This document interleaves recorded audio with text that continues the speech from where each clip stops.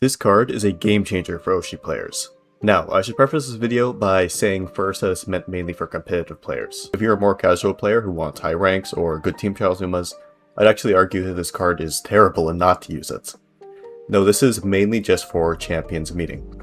So, I don't want to keep you guys in the dark for too long. So the card that I'm going to discuss today is none other than Yukino Bijin Wit. Now, a lot of advanced players might know exactly what I'm talking about, but you need to bear with me for a second. I need to explain first why, and especially how it's good, so that you can know whether or not you should run it in your decks. I'll put it up on screen right now, so let's look at the stats really quick first. She gets 5% race bonus right out of the gate with the unique perk, but that never goes up. At 1 limit break, she gets the 1 wit bonus, but going up even higher than that, she basically gets nothing from higher limit break.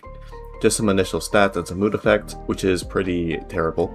Now, I'm not saying this card is good at 0-1 limit break. No, I'm saying stats-wise, this card is actually pretty terrible at all limit breaks, so it doesn't really matter much if you have it max or if you have just one. So what makes this card great? Well, obviously, it is the gold skill that it gives. If you played Unity Cup, then you should be familiar with No Stopping Me. No Stopping Me, or NSM for short, is a late game acceleration skill. This means that in the crucial stage, when your Uma needs to hit their top speed faster than the rest, this skill can help you out tremendously. Now, to understand why this skill is so good in certain scenarios, we have to dive pretty deep into accels. So there are two types of acceleration skills. There's random within the zone, and there's deterministic. Random is exactly what it sounds like. It activates at a random point within its conditions.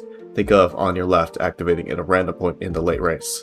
And since you want your acceleration right at the beginning of the late race, these skills are pretty unreliable. Sometimes they'll be good, a lot of times they won't help you very much.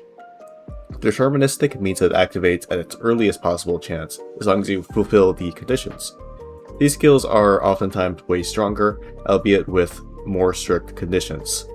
Let's Pump Some Iron, inherited from Measure Orion, requires to be 6th place and on a corner in the late race, for instance. Straightaway Spurt requires you to be on a straight, and Shooting for Victory needs you to be 3rd or 4th in the second half of the final corner.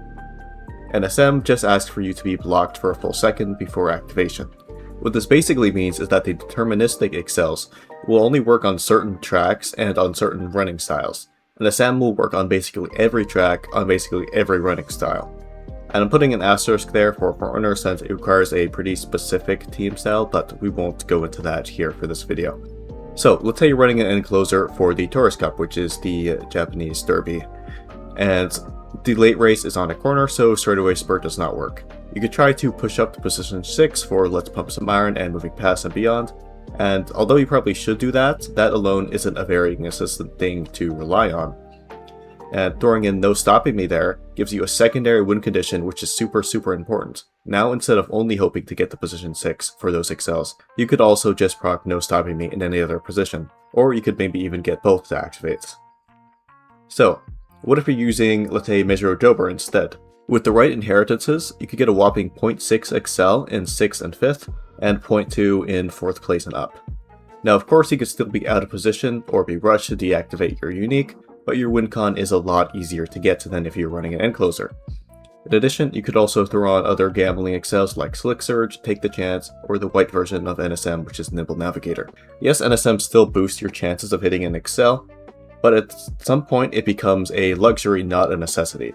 You are balancing, of course, the opportunity cost of putting in that pretty weak card into your deck for this skill, and the more power you have with your accels, the less you need that. If you hit your unique most of the time, you won't need NSM, and would rather have speed skills or more stats to beat the other Umas that also hit your accels. Simply put, No Stopping Me's value has an inverse relationship with the accel you have access to. The more accel you have, the less worth it becomes to waste a slot in your deck for a pretty horrible card. One last example, pace chasers like Sakura Chiono only have Redshift as a deterministic accel. You will need all the help you can get to catch up to those frontrunners and beat the late chargers, which means that skills like No Stopping Me, Neck and Neck, Ignited Spirit Power became your main means of winning. All this yapping is just to say, if you have this Yukino Bijin Wit card sitting in your deck, collecting dust, consider giving it a try because NSM can absolutely be worth that card slot depending on the Yuma, depending on the race you're putting her in. And maybe if you happen to have an extra anniversary selector and don't know which card to pick, you could think about choosing Yukino Bijin here, just to get one copy of her for that NSM. That's all for now, peace.